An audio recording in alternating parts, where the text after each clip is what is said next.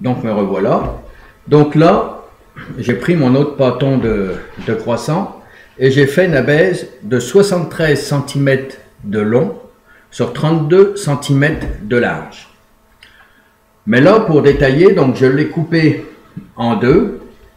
Et ce que j'ai fait avec ma roulette à pizza, j'ai été détaillé à peu près 8 croissants dans une partie, 8 croissants dans l'autre. Ça, c'est un peu plus compliqué. Vous voyez, moi j'ai fait des, on va dire, des largeurs de 7,5 cm pour la base du croissant en haut.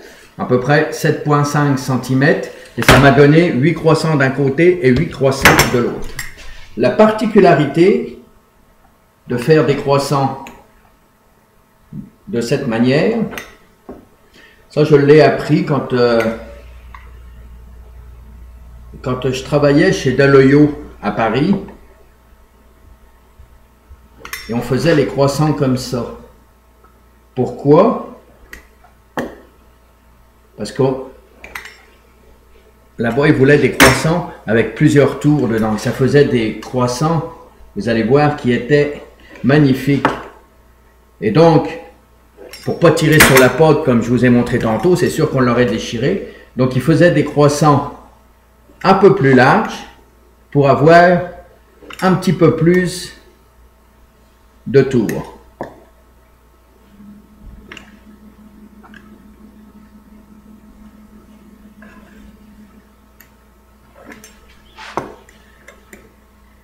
Voilà. Donc, toujours pareil. Je vais ici.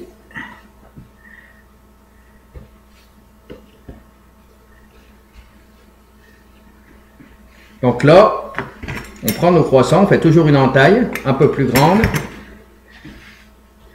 On peut même retirer encore un petit peu dessus. Et voilà. Et là, vous voyez, quand il y a de la farine, ça roule vraiment mal. Puis là, regardez mes croissants, tous les tours qu'ils ont. Là, ça va faire des croissants avec plein de tours, là, comme les croissants de magazines qu'on voit sur les magazines. Regardez. Donc là, je tire un peu plus dessus et je finis par enrouler. Regardez un peu ces beaux croissants. Je vais zoomer un petit peu dessus. Je vais rabaisser.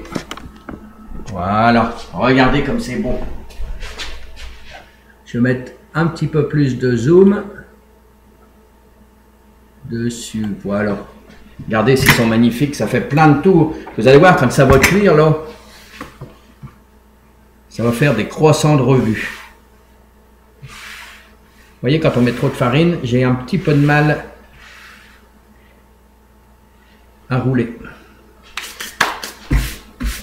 C'est pour ça, enlever le plus de farine possible.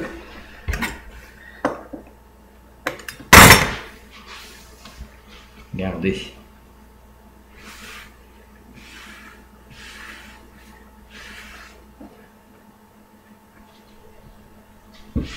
Regardez, ils sont magnifiques.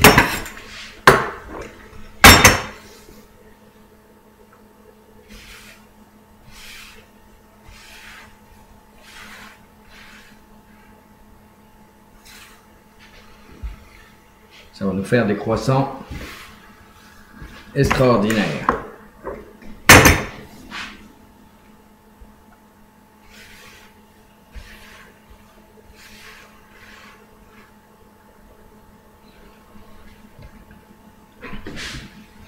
Bon, je vous rappelle que les cours que je donne, là, c'est sur une base volontaire. Hein. Ça n'a rien à voir avec... ceux qui veulent le faire, le font. Ceux qui ne veulent pas le faire, le font pas. Il n'y a rien de volontaire, il n'y a rien d'obligé dans ça. Moi, c'est juste un bonus que je vous donne, un service que je vous rends. Hein. Il n'y a pas de... On force la main, je force la main à personne pour faire ça. C'est juste Comme on n'a pas de cours, je ne veux pas que vous perdiez, puis je vous montre à faire des croissants. C'est sûr que c'est pas pareil que quand on est en direct, mais au moins j'essaye de vous donner le plus de renseignements possible. Donc comme je vous l'ai montré tantôt,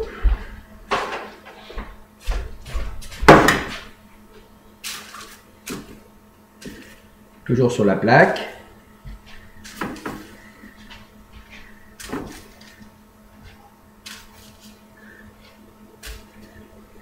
Et voilà. Regardez la différence avec les croissants qu'on a fait tantôt. Là, ça va faire comme des croissants de magazine en fin de compte. Ça va faire vraiment des bons croissants.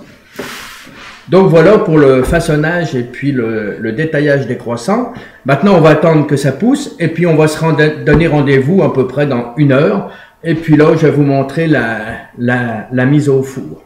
Donc vous vous rappelez, pour les faire pousser, l'idéal, c'est dans le four. Vous mettez un bol d'eau chaude, bouillante, une casserole, la lumière du four, et puis ça va pousser comme dans une étuve, exactement pareil. Et puis on va avoir l'humidité pour faire pousser. Le temps de pousse, ça dépend, comme je vous l'ai dit, du temps qu'il va faire à l'extérieur. Donc quand on va se retrouver pour la cuisson, je vais vous montrer la fabrication de la dorure. Comment on fait la dorure? On peut la faire de différentes façons, aussi. Et puis pour la cuisson, puis je vous montrerai une petite astuce à moi que j'aime bien, que on n'est pas obligé de le faire, mais c'est un petit plus que je vous montre quand les croissants sortent du four. On se retrouve tantôt pour faire la cuisson des croissants.